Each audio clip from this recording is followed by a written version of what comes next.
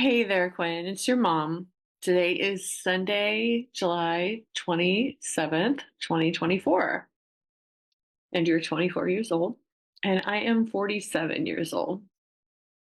I had a lunch today with your Aunt KK and your Grandpa Ed and your cousin Paige, and we went to watch your Grandpa Ed host an American Legion baseball tournament in Orange, California. He has been really passionate about doing those things for a number of years, and baseball is a huge passion of his, as is volunteering for the American Legion baseball and doing veterans work. And it was really good to meet with all of them. And we really wish that you could have been there with us to spend time with us. In particular, I know you had some really fond memories with your grandpa Ed and with your Aunt KK and your Uncle Joe. And you probably don't really remember meeting your cousin Paige. She was so little and just about the age you were the last time I saw you. So, some interesting things came to light today, which is why I'm making this video. So, I wanted to post this video for you here on my YouTube channel for you to find at some point. Hopefully, that someday when you're looking for information or you're looking for pieces of the puzzle to put together, I may or may not be around at some point in your life. Who knows if I'm making these videos and I'm putting them on my channel. If something may happen to me, heaven forbid, I get ill or an accident or something, these videos will serve as a record for you to have information for conversations that we may not ever be able to have.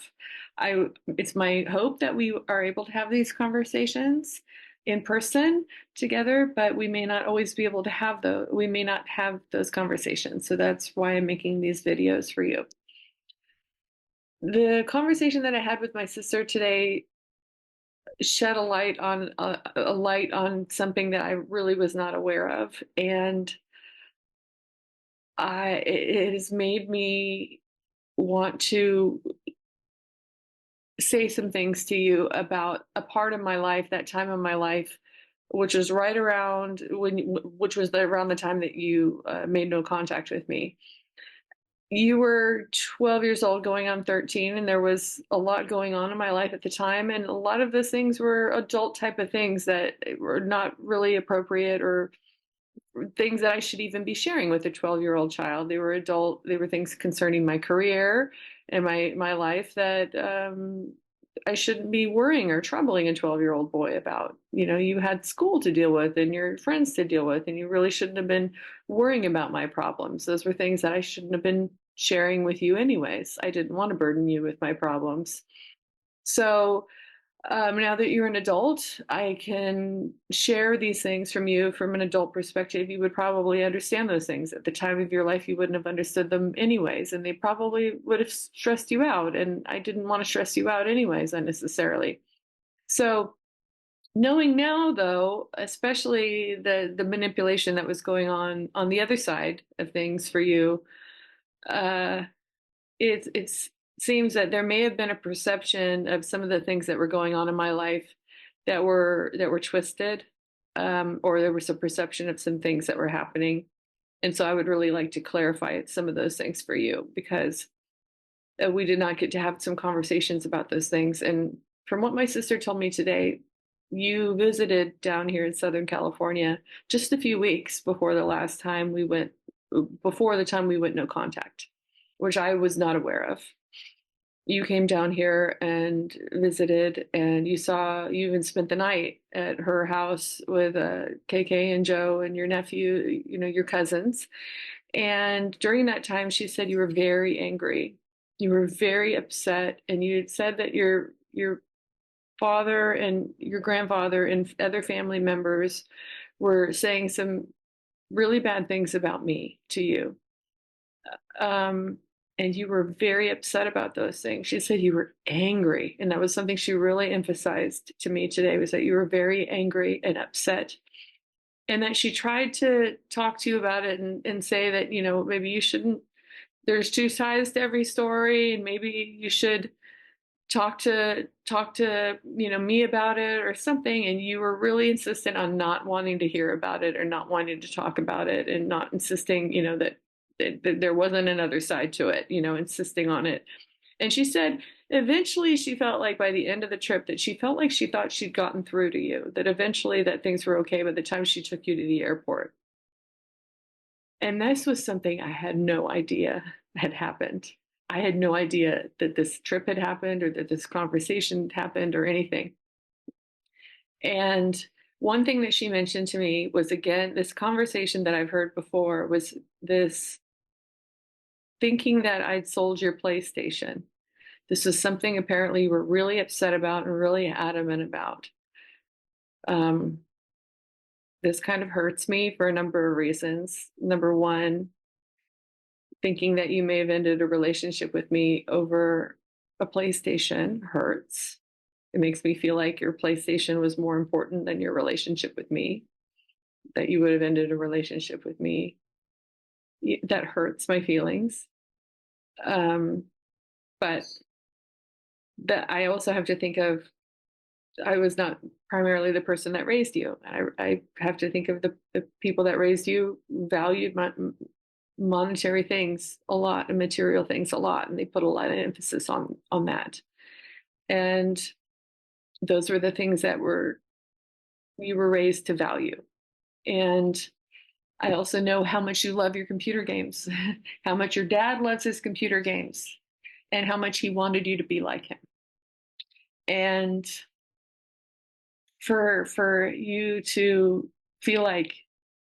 think that I had sold something of yours, I'm sure would have made you very angry.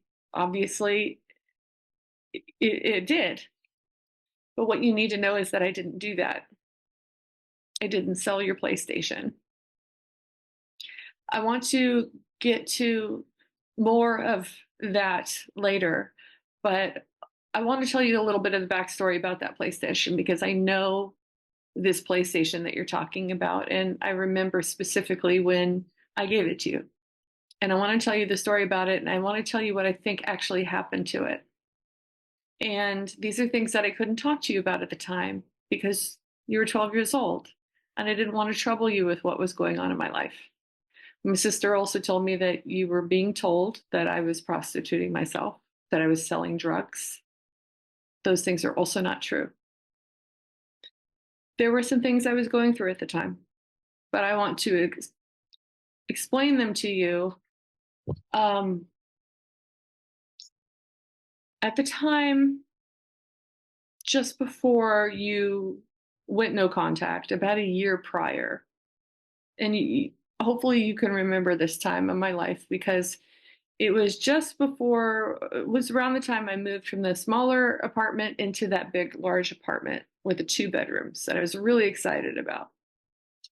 I had met someone. I had been working downtown in San Francisco for the nonprofit Energy Foundation for a number of years. And that time there, eventually they had gotten a new, something happens sometimes when you get like a new president of a foundation. Sometimes they make changes and they make some different moving things around within the company. And my position was one of those positions they started asking everybody in the company to kind of make the detailed list of like all the things that you do here. And when you work in corporate or when you work in any company, that's kind of like a signal to be like who's layoffable and who's not, and who's going to have to fight for their job. And I kind of saw it coming. I kind of saw that writing on the wall eventually, that what's going to be happening to my position. And so eventually what happened was they split my position into a few things and they started cutting my hours. And they asked me to split my role with the receptionist to work half the day up at the front desk and then half the day in the other. And I didn't like that new role that I was in. I wasn't happy. That wasn't what I wanted to be doing anyways. And so I was going to happy hour across the street. Sometimes there was this really cool bar that I really liked in the financial district, where some of my colleagues and other people that we would just meet up and have a drink before I would get on the train and go home. And during that time, It was a great place to network. There's nothing wrong with having a drink with colleagues. There's nothing illegal about that. And at the time, I didn't drink to excess either. So I would go and I would have a drink and I would network and I would try to meet people. It's a great place to meet people and get job leads too. So networking is a wonderful thing to do. If you are young and ambitious and looking to be successful, networking is the way to go. And happy hour is one of your tickets to do that. It's all about who you know in this world. So that's what I was doing. So I was networking, and especially because I was out there and I was not happy with my job, and I knew that I was going to need to meet people and get a newer job. So I was talking about my woes and not being happy with the position that I was at. And there were a couple really lot of successful people down in the financial district that you could meet. And there were some people that I met in the bar, one of which I started talking to and making friends with on the regular. One of these gentlemen worked for a small oil and gas company, which was traded on the stock exchange, but it was small and what they kind of refer to as penny stocks. But it was still traded nonetheless. Now I'd gone for working nonprofit energy and like trying to save the company, save the world. And here's this other company that's doing oil and gas exploration. It's like basically the light side and the dark side. But he was hearing me complain about everything that I was complaining about. And he was like, he's like, this is everything that I need for my company. He's like, oh, wow. He's like, I could really use someone like you. And he's like, and I would give you a great position and I would pay you so much money and all of that. And I was like, really? Oh, yeah, yeah. And we became friends, and I trusted him. Mm. And we just sort of built this rapport. We started bonding, as people often say. Eventually, he offered me a position with this company, an executive position with this company. So much so, he even called my mother on the phone and said, do you know your daughter's going to be, the executive vice president of this company?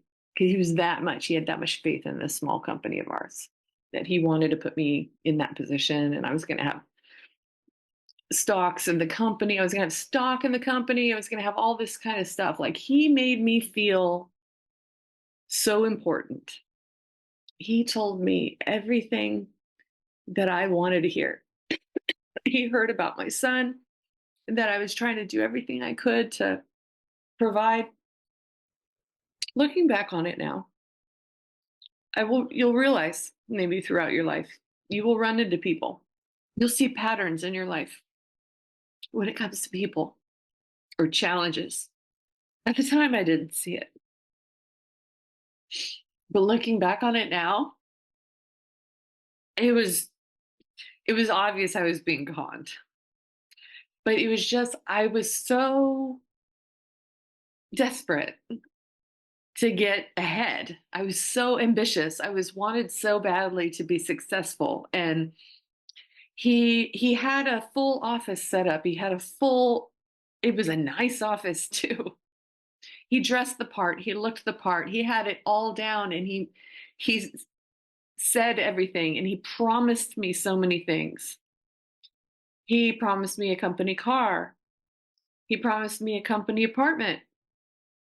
And I think this is maybe where the idea of the prostitution comes into play. I don't know where this idea came from, but I'm thinking maybe this is where the idea came from. So I'm trying to explain this to you from an adult perspective, from maybe what things may have looked like to you from a 12-year-old perspective. I was working for this man who was very needy of my time, who kind of considered himself like a daddy figure to me, even though he was only a year older than me. But loyalty was a lot to him.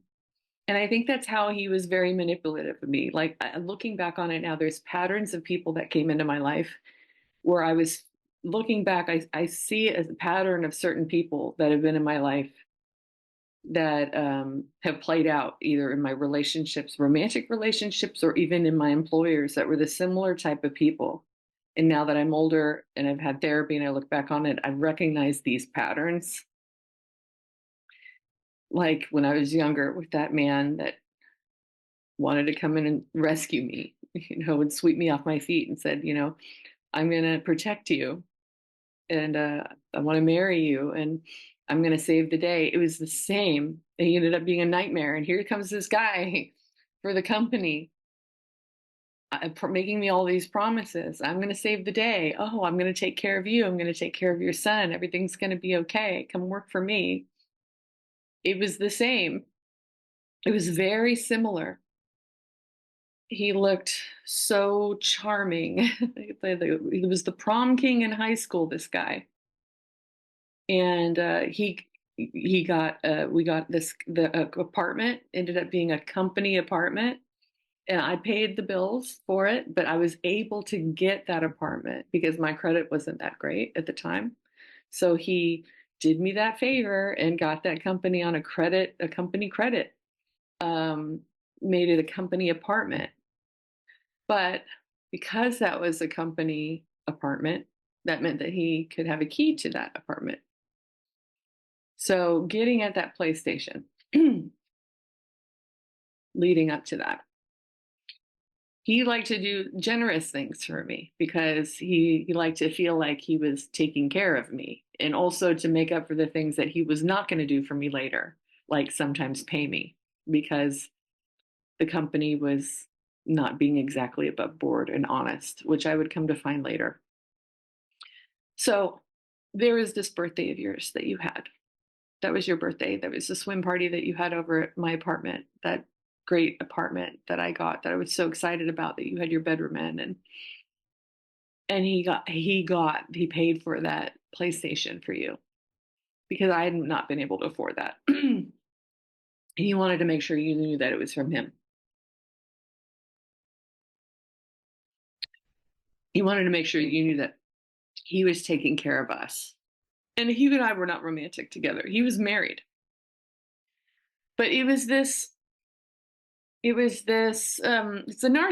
typical, it's like a narcissistic, he was narcissist is what he was. And so you opened that box of the PlayStation and it had the whole bundle and everything. And that was a gift.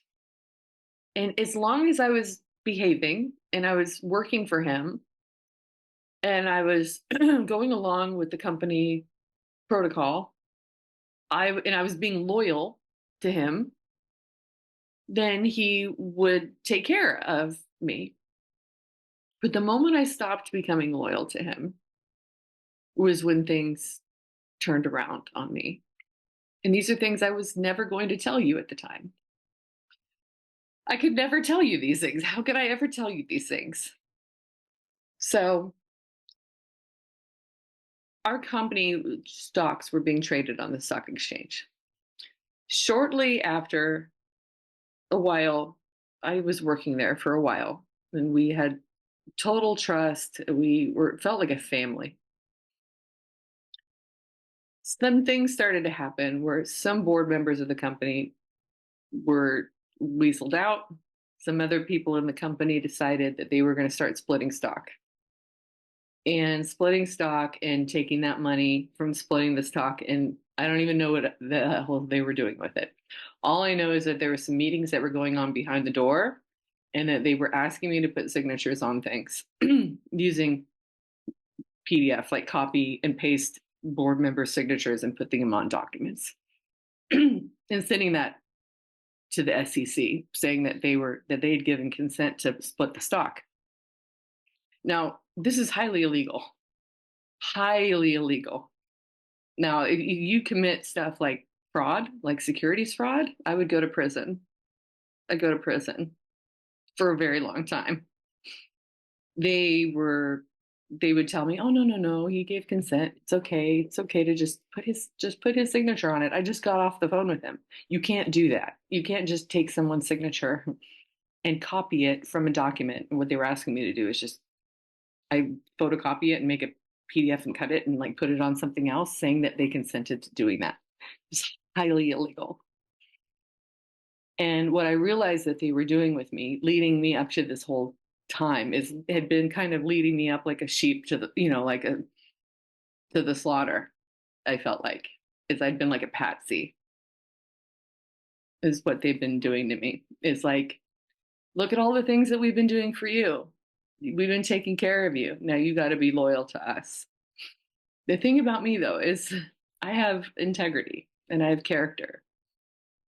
And I did not feel comfortable doing that. I did not feel comfortable because at that point, if at any point they got in trouble, I knew that they would point the finger at me. I just knew it. I felt it. I would go, guys like that would get away with it. Guys like that always get away with it. But someone like me, no.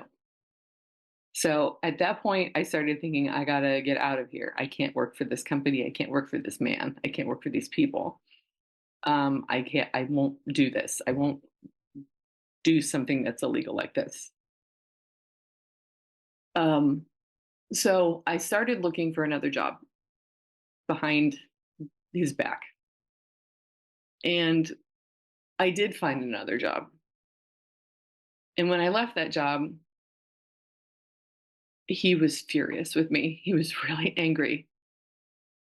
And he was he was angry in a way that I can't it would not be like a normal employer being angry. Let me put it that way. To him it was like a complete act of complete disloyalty. It was an act of betrayal to him out of everything he'd done for me, you know? And what I feel happened to that PlayStation, and I don't ever have any proof, is because I remember specifically that one morning that you went to go try to play it and it didn't work. And we didn't understand what was wrong with it. And eventually we opened that up and we figured out that that one piece was missing to it. I think it's that piece that's the memory giant thing. That's the main thing that makes it you be able to work it. Um, I would have no idea how to do that or what to do or whatever. That's the only thing that I have any guess of what had happened to that thing was that someone took back their gift that they gave because they were petty and spiteful and angry that I betrayed them. So they were going to hurt me. They were going to take back what they did. And it hurt you. And I came really close to getting someone admitting that that's what they did.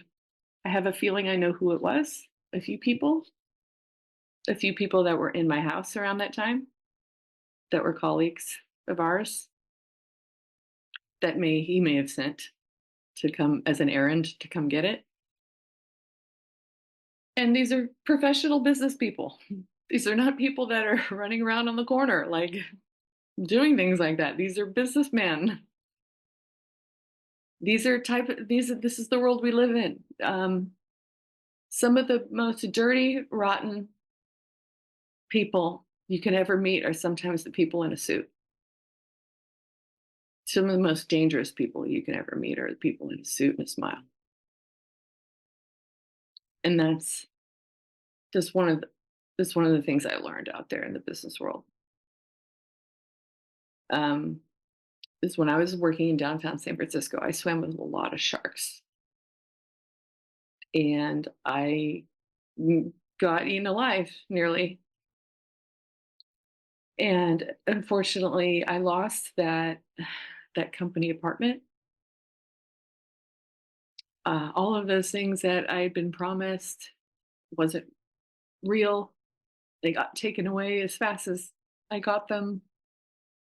And you said to me, "Why should I respect you?" And it gutted me. It's not your fault. You didn't know. You didn't know. But from the bottom of my heart, I'm telling you, I never did anything like that. I have a good character. I have a good person. I'm a good person. I left that company because I didn't want to lie. I won't lie. I won't break the law. I'm a human being. I'm a person. You know, I had a happy hour with friends after work. Nothing happened during my time with you. Your dad always said that I like went out and partied and whatever. Like he's referring to me having friends and going out during my weekends when he had you during our time. Like I had friends and I wasn't going to sit around and be at home by myself when he had his time with you. And I won't be made to feel ashamed for having friends, which is what it was. I had friends. I don't know what else to address here except for there's a number of things that just could have been misconstrued, especially at your age. I never was going to make you privy to the stress that was my life at the time because it was a stressful time. You didn't need to be burdened with that. I was doing my best, and I'm sorry that I wasn't good enough. I'm sorry that I tried and I failed, but I tried my best. I didn't stand a chance, you know.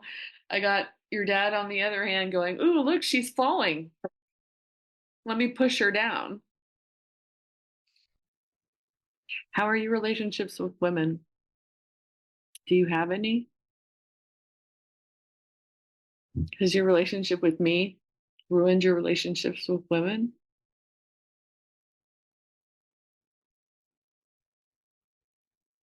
It makes me sad that you may not be able to have a healthy relationship with women, that this has ruined that for you because of your anger or whatever, and just not being able to trust women or have that missing that mother element in your life is going to have a serious effect on your ability to have a healthy relationship in the future because there's only room for one person in your life and it's not you. And I know when you meet someone, that person is going to become a target. I was a target and I'm not in your life anymore, but someday you're going to meet someone that is special to you.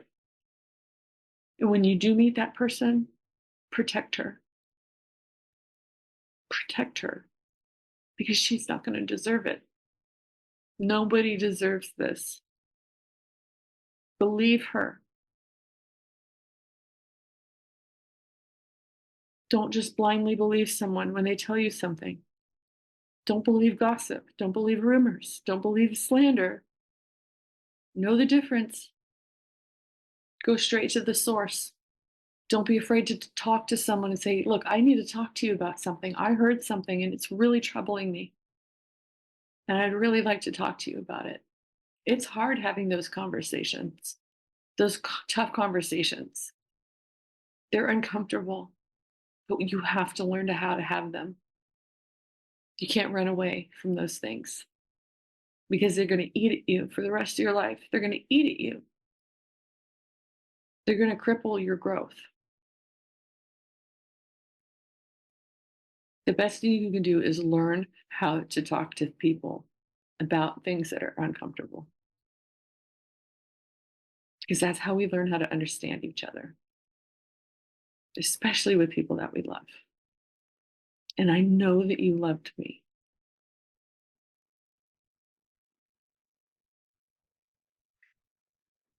I love you so much. And I want you to know that no matter what, if there's anything that you take away from this, I don't blame you. I don't hold this against you. Someday you're going to put things together and you're going to realize who was really behind this and that this was done intentionally to you. to us. And when you figure that out, you're going to go through a range of emotions and you may feel really, really angry. And then you may feel really guilty. I don't want you to feel guilty, okay? I want you to know that I'm not mad at you. This isn't your fault. You were manipulated into doing this to me. You were an innocent boy.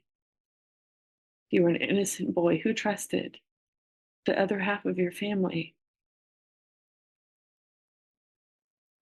This isn't your fault.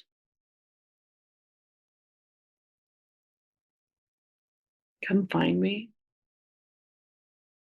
Come find me when you're ready to talk. I will always be here for you. If I'm not here at some point, if it's too late, I'll be watching over you from above.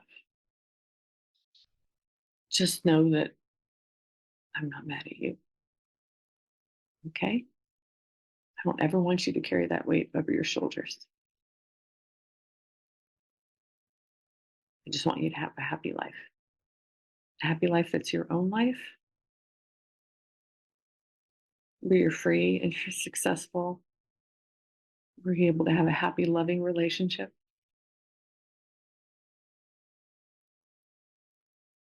That's all I want for you, to be happy.